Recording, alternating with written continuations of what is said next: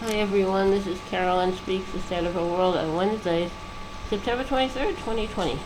Well, what is it? Well, the coronavirus is still with us. That's not going to change anytime soon. Now, that being said, we have more cases.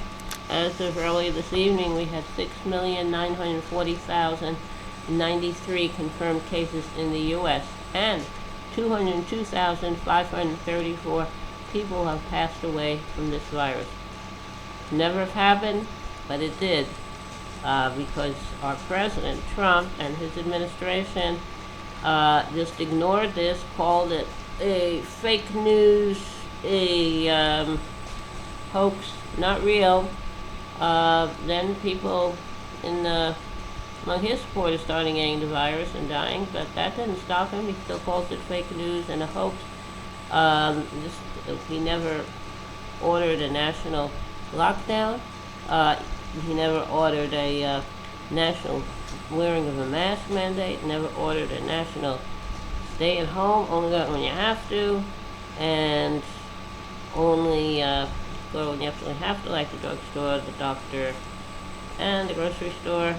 He never used the power of the federal government to get all kinds of supplies needed, personal protective equipment, hospital equipment like respirators and ventilators, and tests, and testing everybody. If someone tests positive, you trace their contacts. You can contact test positive, you trace their contacts. Anyone that does test positive, you isolate them, quarantine them, and get them well. Never happened. Each state did its own thing to try to help their people, but not Trump, not the federal government.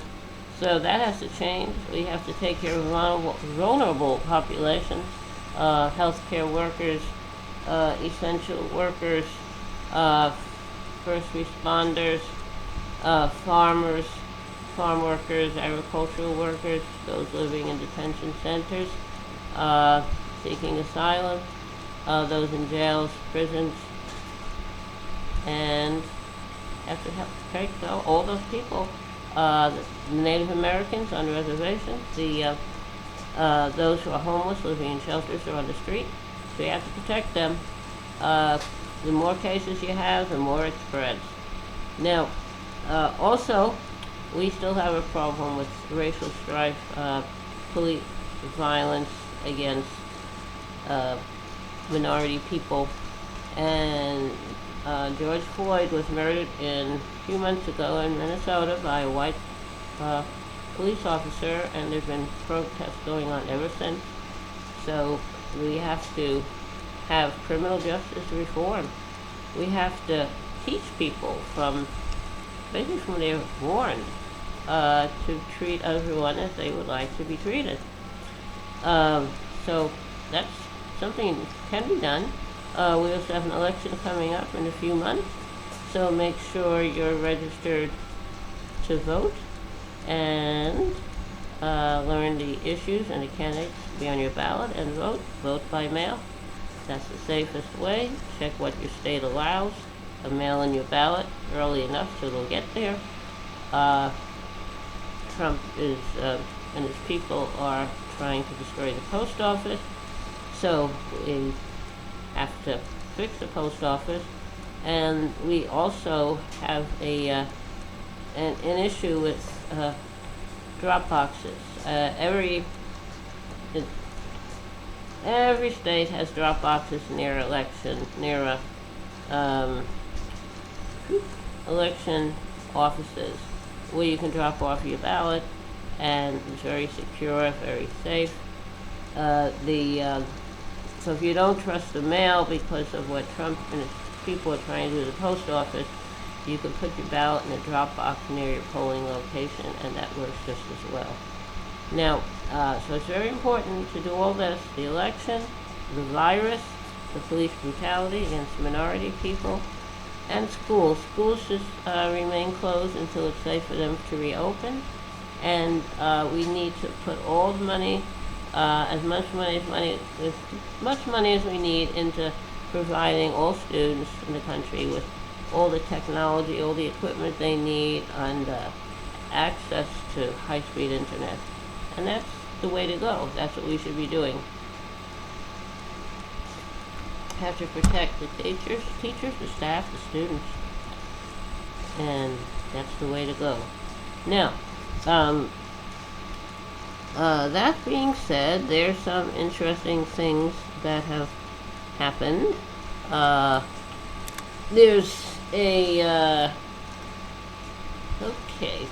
We're familiar with ICE, ICE, Immigration and Customs Enforcement. And there's a whistleblower nurse in an ICE jail who says that forced sterilizations and neglect have occurred amid COVID deaths. Now, so that's why if someone is in an ICE jail because they're an immigrant seeking asylum, be subject to forced sterilization. And also, in these facilities, these ICE facilities, which are private prisons, they also have had people, those incarcerated there, who are not criminals, they're just seeking asylum. We've had at least eight people have passed away from the coronavirus who are forced to stay in these ICE jails. And sterilization, is for some reason you want to sterilize women who are seeking asylum? I don't know. It's very strange. So that's being looked into. Now also, it appears there's a back in the 1970s in Los Angeles, California, there was a hospital that sterilized Mexican patients, female patients, because they have all these people who are here from Mexico, because California was part of Mexico before the 1848 war, and they're come here to work. They live here, and more coming to work, because who do you think is planting your crops and harvesting your crops? And so anyway, these women are there and arriving, and they're having children, and the state of California doesn't want to have to pay to care for the children of Mexican people, just because they happen to be born here. That doesn't matter. They don't want to pay for their health care, their food, their housing, and their education. No, but it'd be nice if they could not need any services from the state of California and just grow up and, pick our grapes and all our crops, take care of our farming. That's what they'd like. So very racist what happened in the 1970s in Los Angeles and what's happening now. For some reason, the Republicans are against abortion. They think it's murder, but they don't want to take care of the baby that's here, just want to prevent someone from ending a pregnancy for any reason.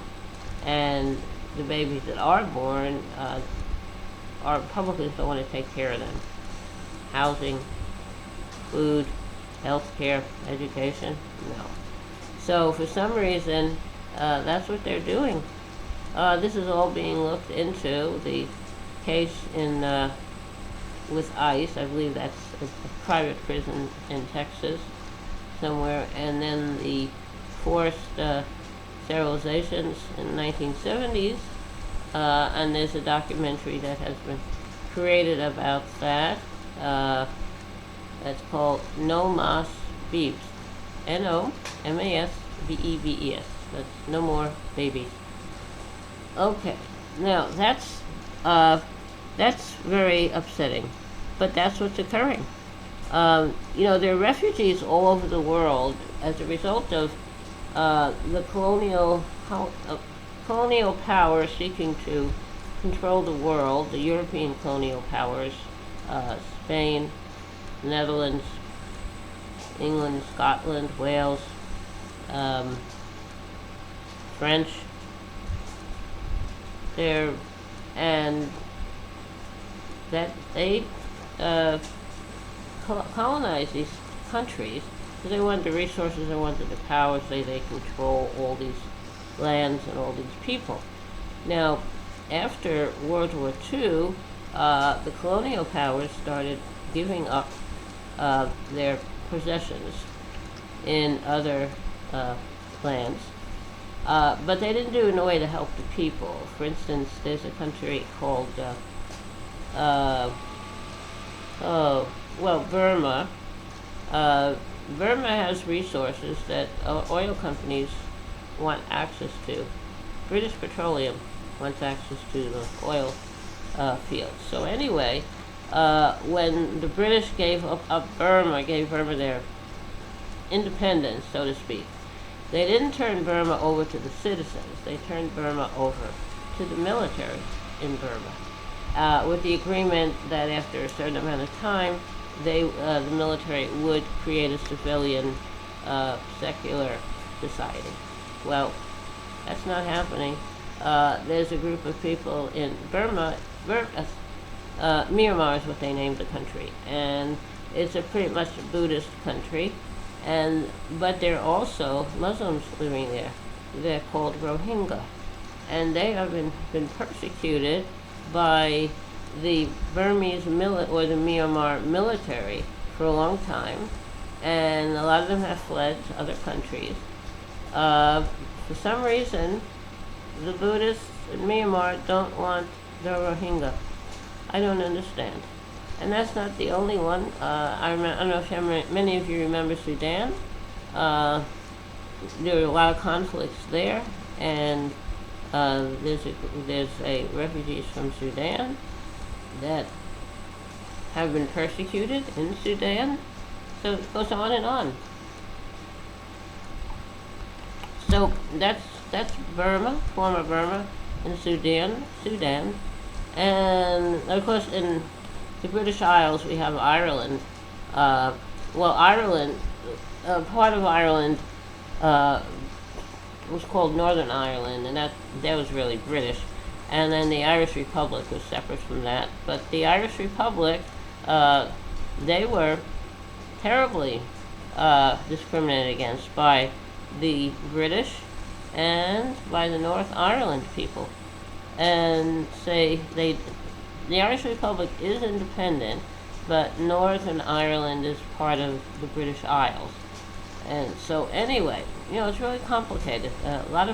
All countries have had minority populations they're trying to control, and has created a lot of problems.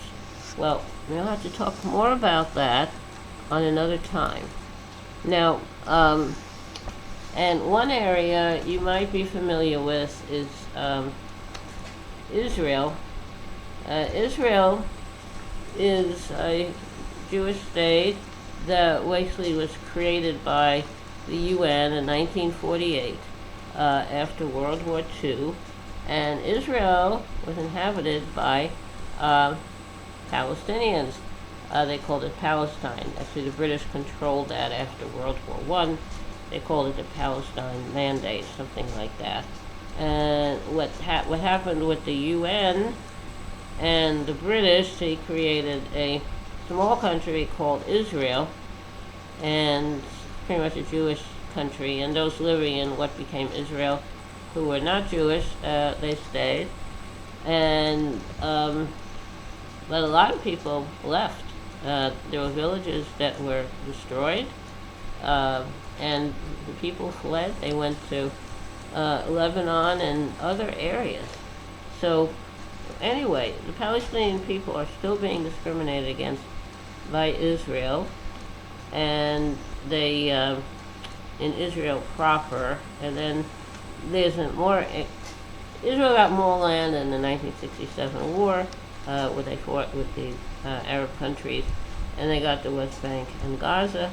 And Israel doesn't treat the Palestinians very well, whether they're living in Israel or they're living in West Bank or Gaza. So that's another area we can go into another time.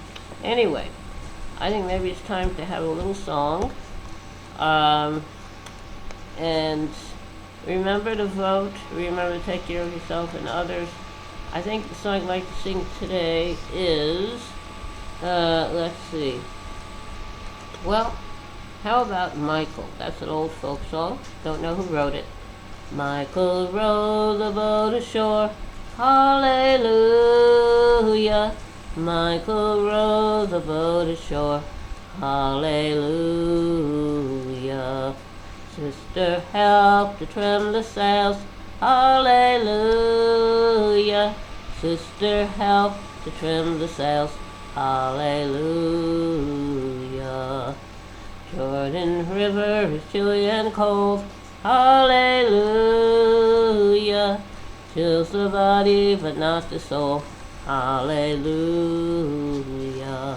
The river is deep and the river is wide. Hallelujah. Milk and honey on the other side. Hallelujah. Okay, that was Michael. I hope you liked it. Thank you very much for tuning in for another meeting of Caroline Speaks on Wednesday, September 23rd, 2020. And hope you'll be back here again tomorrow. Please take care of yourself and others. And remember, kindness goes a long way. Kindness goes a very long way. Thank you. Good night. Stay safe. Okay.